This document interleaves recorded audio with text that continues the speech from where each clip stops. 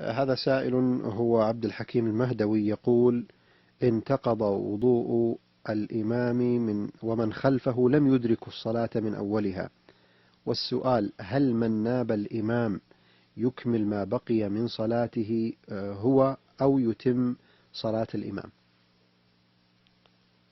إذا انتقض وضوء الإمام في أثناء الصلاة فالمسألة خلافية بين أهل العلم، هل له أن يستخلف أو لا؟ فالحنابلة عندهم أنه لا يستخلف إذا سبقه الحدث، يعني أحدثه في الصلاة.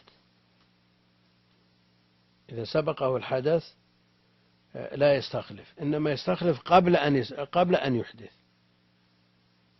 لكن المرجح أنه إذا سبقه الحدث أو قبل أن يحدث له أن يستخلف من شاء من المأمومين، وعلى هذا الأولى بالاستخلاف من أدرك الصلاة من أولها، وحينئذ يكمل ما بدأه الإمام، ما مضى من صلاة الإمام.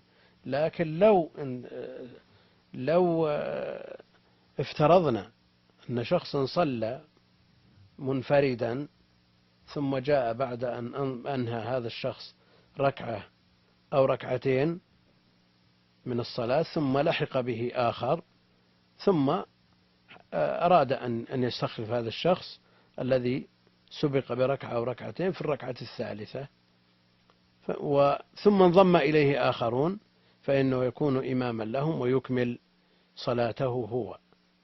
يعني المأموم أولا. المأموم يكمل صلاته. نعم. بمعنى أنه الذي فاته يأتي ببديله. نعم.